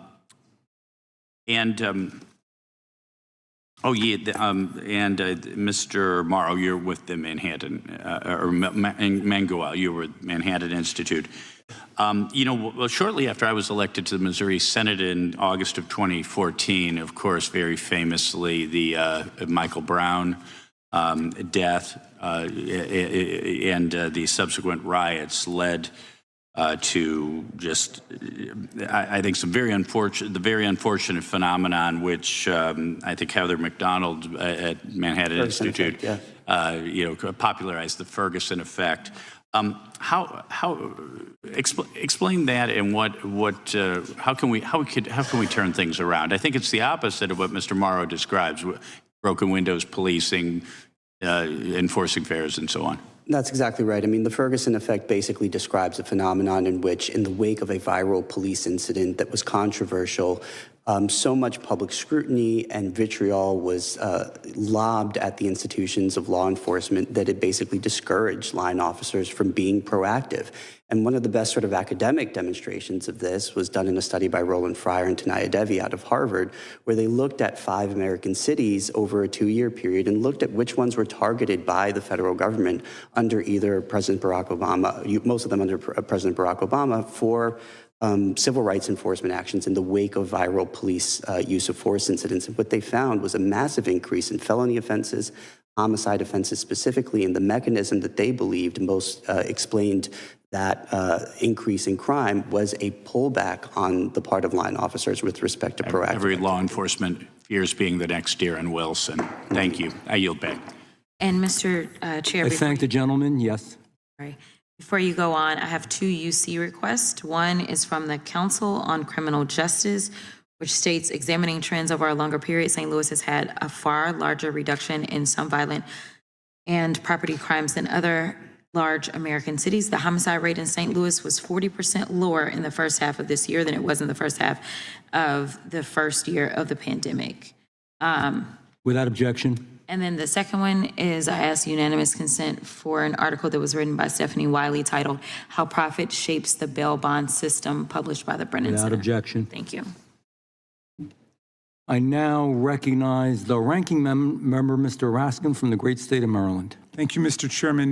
Ms. McKinney, I want to extend to you my sympathy for your horrible loss as a father who lost a son who was a year younger than your son. I cannot know your pain or your experience, but I know you live with it every day, and my heart goes out to you. Ms. McKinney and Mr. Morrow, in fact, all of the witnesses have underscored the importance, as Mr. Morrow put it, I think, of voicing support for the police. And we voted to create a plaque. I mean, it wasn't a memorial fund. for anyone. It wasn't money to go to families, but at least it was a plaque to honor the work of the officers who defended us with their lives. And it reads, "On behalf of a grateful Congress, this plaque honors the extraordinary individuals who bravely protected and defended this symbol of democracy on January 6, 2021. Their heroism will never be forgotten." It was supposed to have been put up in the Capitol 2 years ago. It has still not been put up. And I thought I would start with an easy one, just a yes or no question. Would you agree that Speaker Johnson should put this plaque up as provided for in federal law? Dr. Levine, I can start with you. Yes. Ms. McKinney? Yes.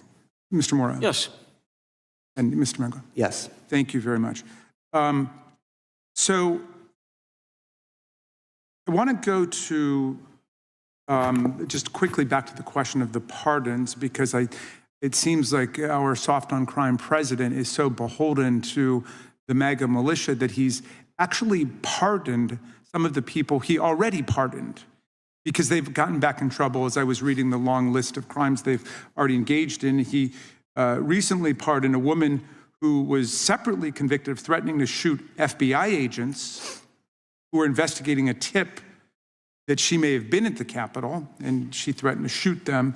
And then he pardoned another insurrectionist from Kentucky who'd been arrested for illegally possessing 6 firearms and 4,800 rounds of ammunition. And just question to you, Dr. Levine, what message is sent by these repeated pardons for people who just participated in the insurrection surrounding the attempted overthrow of the 2020 presidential election? I think the best way to answer that is to quote Chairman Van Drew, who said in his opening remarks, "When you take away consequences, you get chaos." Okay, and Mr. Moore, let me come back to you, because you invoked the broken windows thesis by James Q. Wilson. Piqued my ears. He was my professor when I was in school, so I was always, I wrote a paper about it. I was always fascinated by it. And also, we had a lot of broken windows here on January 6, 2021, in addition to a lot of broken bones. And I wonder, I read that long list, I won't go through the whole thing again, but of crimes that have been committed since the pardons took place by people who were pardoned, including terroristic threats, home invasion, burglary, vandalism, theft, not offenses directed at politicians. I'm afraid the chairman misunderstood my point. He seemed to think that I was talking about these crimes being directed just at politicians. I'm talking about these being common crimes that were committed by people who were pardoned, people going out and just robbing other people's houses, having nothing to do with politics. But my question for you on broken windows, are you surprised that people who were given the remarkable, extraordinary, almost unheard of privilege of a presidential pardon, quickly going back out on the road and doing things like burglary, vandalism, theft, home invasion, terroristic threats? And what does that say in the context of broken windows? All I would say relative to January 6th is that if we're going to speak about the conditions in our cities, I'm hearing a great deal about January 6th. I'm hearing a tremendous amount about Donald Trump.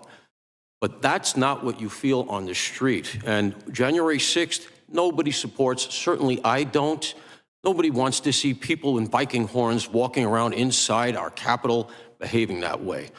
I can't, Okay, I'm not going going to reclaim to my time. excuse, I'm not going to excuse anything I'm sorry, that you went would on. invoke James Q. Wilson about the broken windows hypothesis, which is that if Well, would you apply it? Would you I'm apply it? reclaiming, Mr. Chairman, will you direct him to Apply stop it to the talking? I've apply it to the reclaimed my time. migrants. I've reclaimed my time. You might not understand the rules here, but we have Mr. rules. Morrow, actually, your thought was one of the better thoughts I've heard all day today.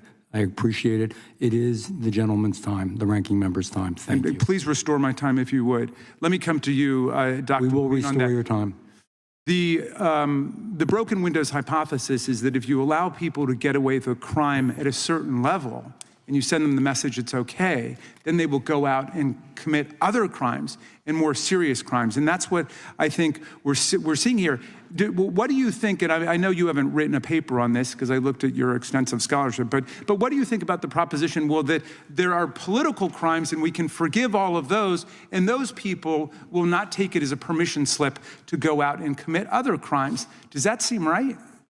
No, sir, it doesn't, although I'm so tempted to geek out on what broken windows really was. According to George Kelling and James Q. Wilson, George Kelling was on faculty at the Rutgers School of Criminal Justice for years, and it wasn't about enforcement. It was really about how visible signs of disarray and disorder can send a signal that places are vulnerable for crime, and fixing those broken windows. It wasn't about Which is why I was arresting pointing out we had people millions of left and dollars right. of broken windows here, in addition to all of the Yes. bloodshed and the people. Time has expired.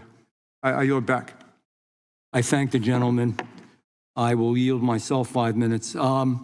Just a few quick questions and a couple thoughts. And I agree with you, by the way, Mr. Moore. Right now, we can have another hearing on Epstein. We can have another hearing on January 6th, really trying to talk to people about the people on the street and what they're going through when they live in these areas throughout the country. That's what we're supposed to be here for. With that, I have to just digress a tiny second. The Epstein files, just so we all know, Epstein was indicted under President Trump's administration. He was arrested during Trump's administration. Maxwell was indicted during the Trump administration, was arrested during the Trump administration. So let's set the facts straight.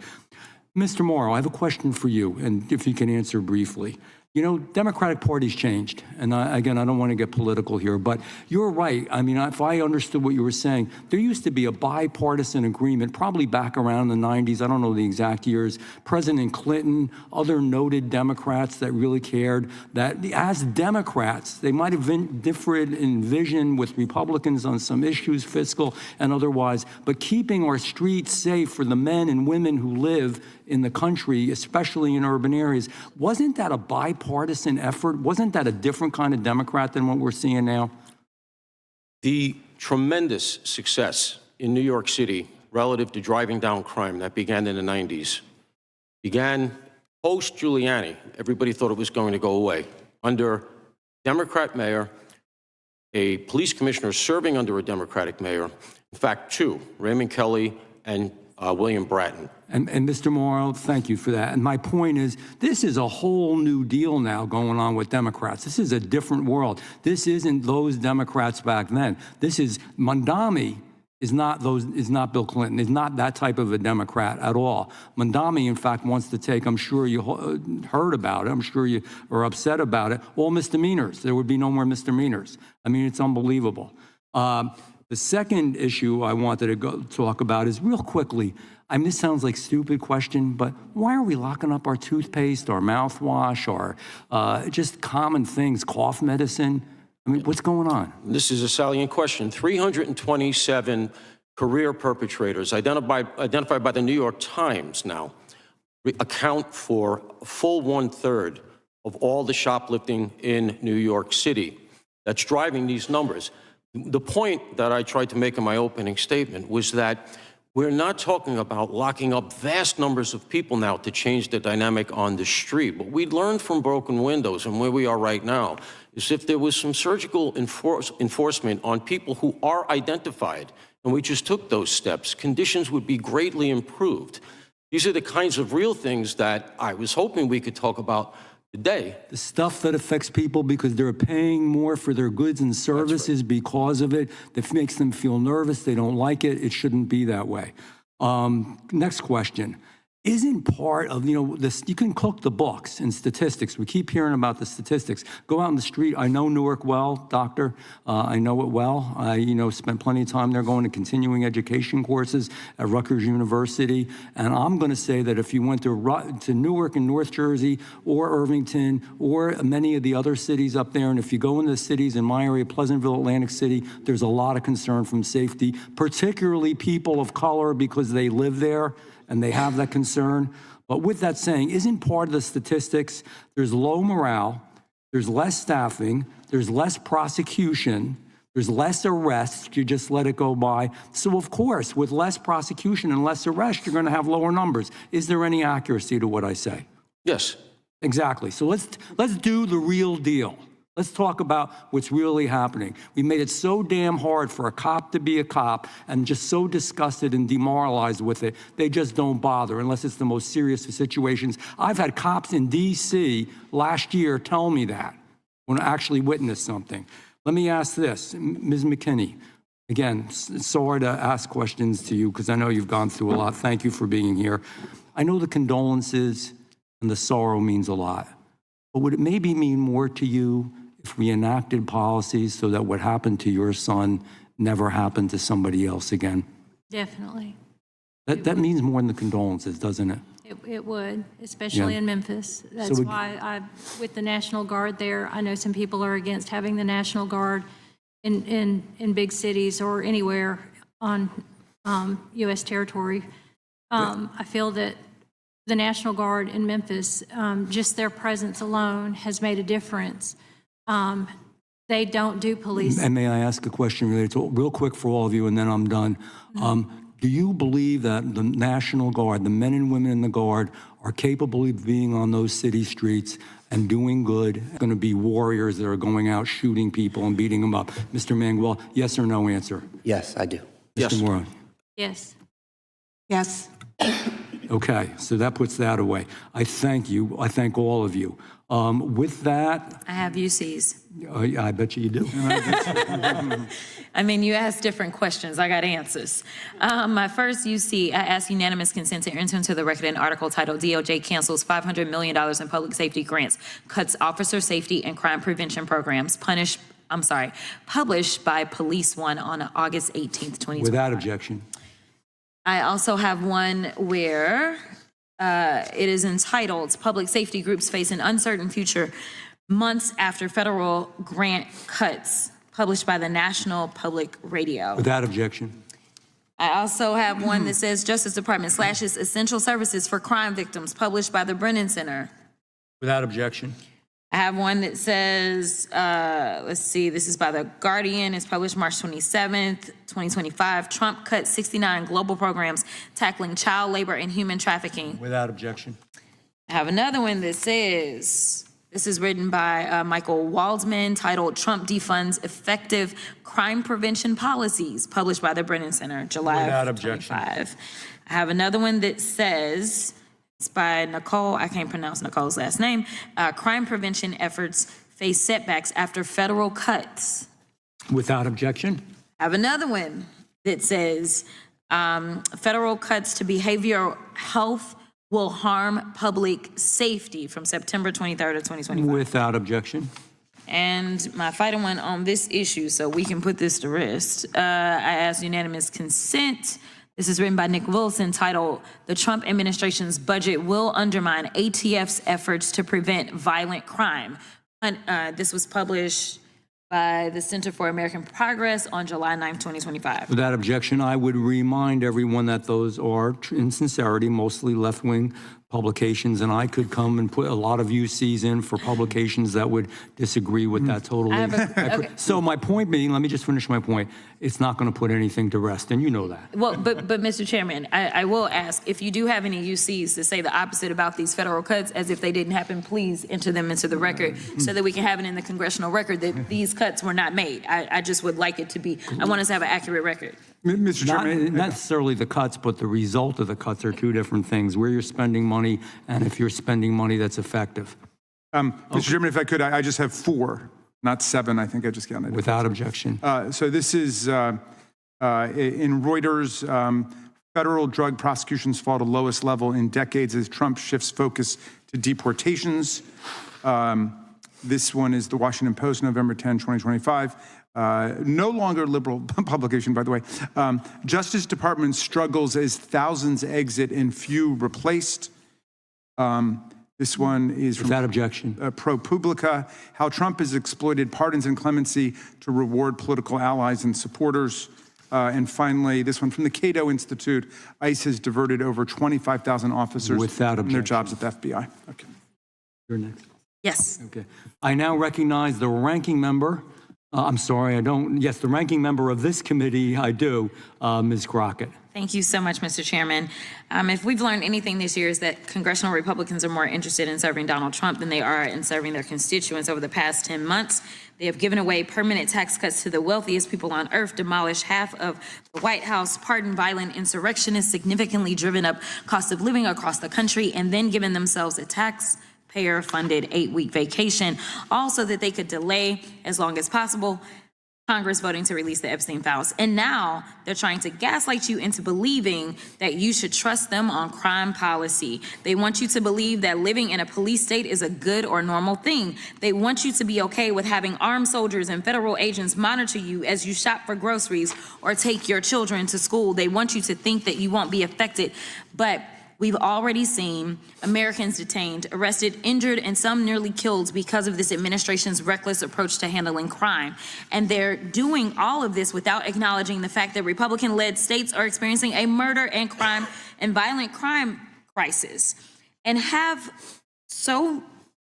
have for the last 2 decades. The Republicans' murder state rates were 33% higher than Democratic state murder rates in both 21 and 2022. In fact, over the past 22 years, the Republican state murder rates were nearly a quarter higher compared to states that are led by Democrats.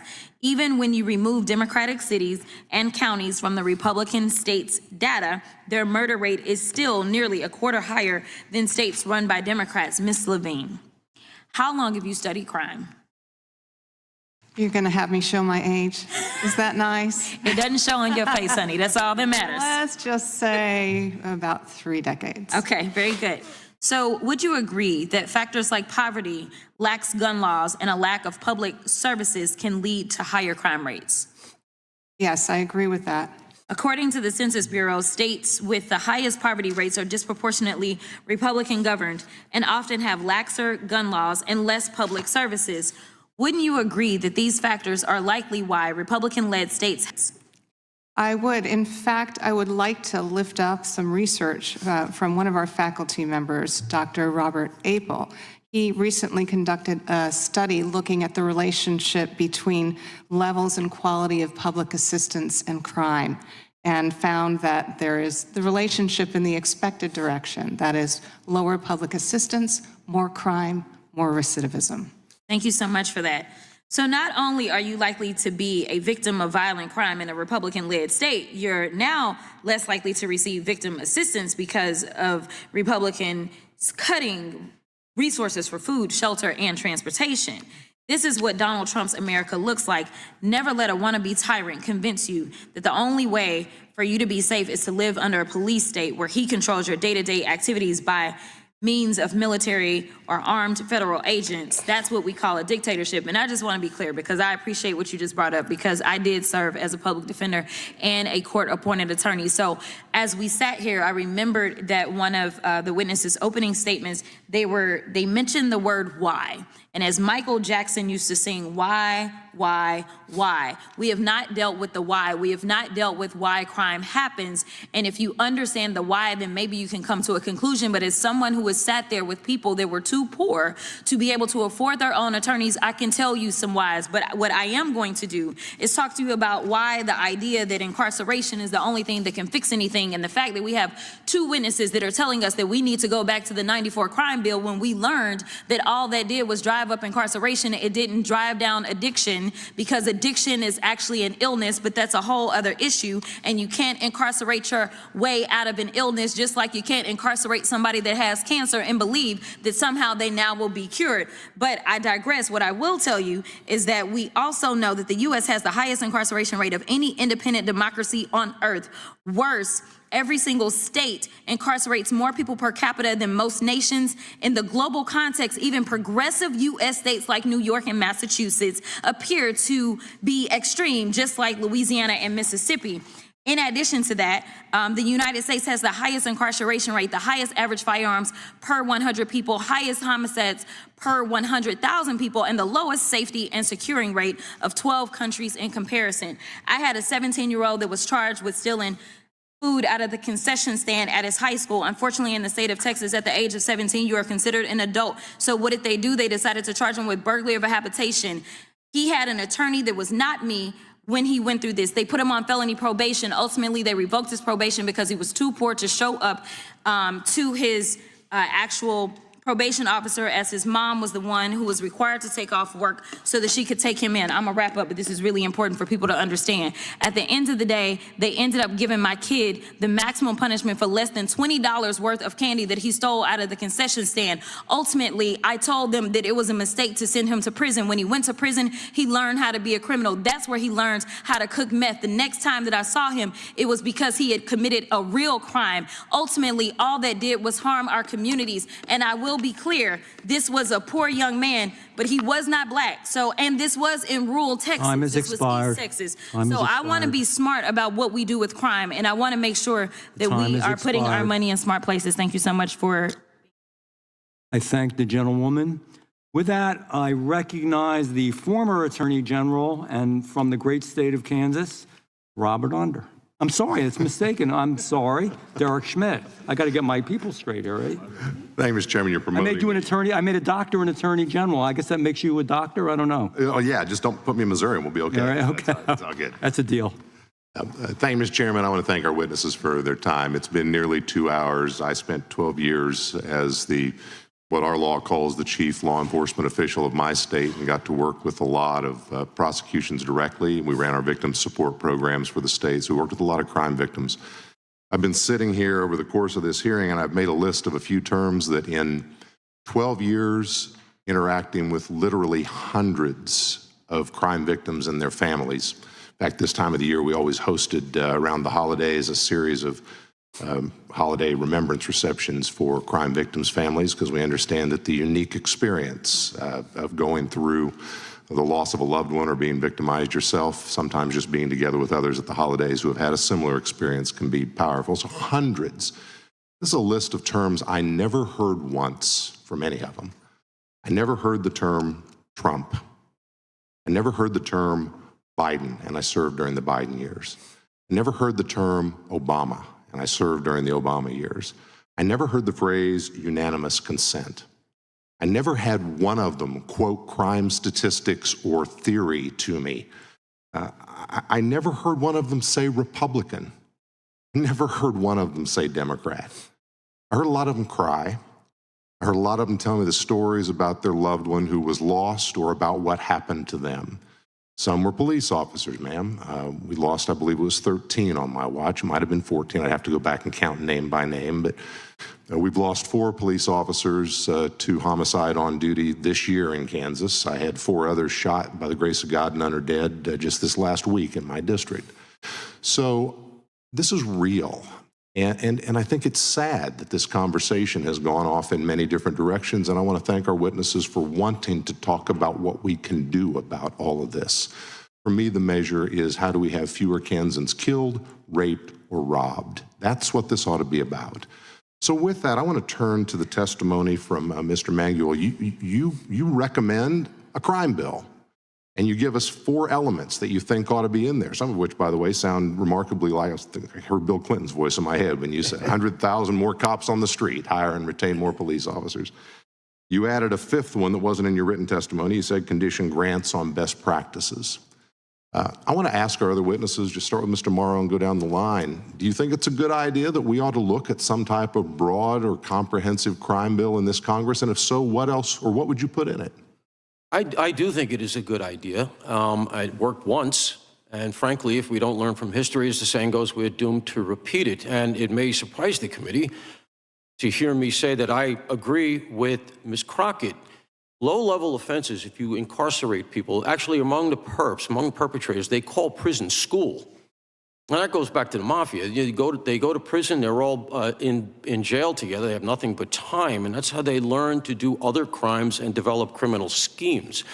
The point I was trying to make in my opening remarks, and I think it's where we should be looking at anything like a crime bill, is that if it's surgical, data-driven, and intelligent, if you have somebody who has committed, as I was saying earlier, the 327 perpetrators of the shoplifting I was talking about, they've committed over 9,000 at the last check shopliftings. That's not sending somebody to school. That's getting somebody off the streets and it's going to continue to do it. That's why we lock up the toothpaste. So I would argue, and as I said, the sweet spot for me was in the 2014, 2015 era there, where under a Democratic mayor and Democratic administration in New York, we drove down not only crime, but incarceration rates. That can be done if it's done intelligently. My hope had been that we could speak about that in a bipartisan way, because both sides have, in my opinion, good points to make. You don't want to lock everybody. You don't want to incarcerate your way out of these things.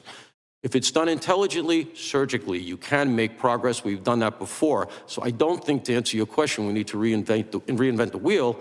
We should just look at what worked in the past. Thank you, Mr. Morrow. Ms. McKinney, do you have any thoughts on if there's anything in particular we ought to do that could be helpful? As far as policing goes, I think that just the local leaders and also government leaders should definitely have a hard stance on crime and come forward and just denounce and stop being soft. Just, you know, this repeat offender stuff, telling the criminals that it's okay with what they can do and releasing them. Give them a 3 strikes and you're out. We used to have that in Memphis years ago, and it did deter crime. It showed the younger people that they were not allowed to go back out and do it again, that there would be consequences. You know, a lot of the problems that we have in Memphis is through leadership. They are very neglectful in their duties. They don't prioritize education for the children. A lot of the children in Memphis don't know how to read. They don't know how to do basic math. And that's an issue. Parent accountability is an issue. Parents just let their kids run wild. You know, they don't know where their kids are at. I don't know what you can do about that. I don't agree with having, you know, parents be held accountable for their children's decisions in some instances, because parents can only do so much. The children do what they do because that was their choice. The lady's time has expired. Thank you. Thank you. Thank you. Thank the gentleman. That concludes today's hearing. We thank our witnesses for appearing before this subcommittee. Without objection, all members will have 5 legislative days to submit additional writing in question form for the witnesses or additional materials for the record. Without objection, this hearing is adjourned.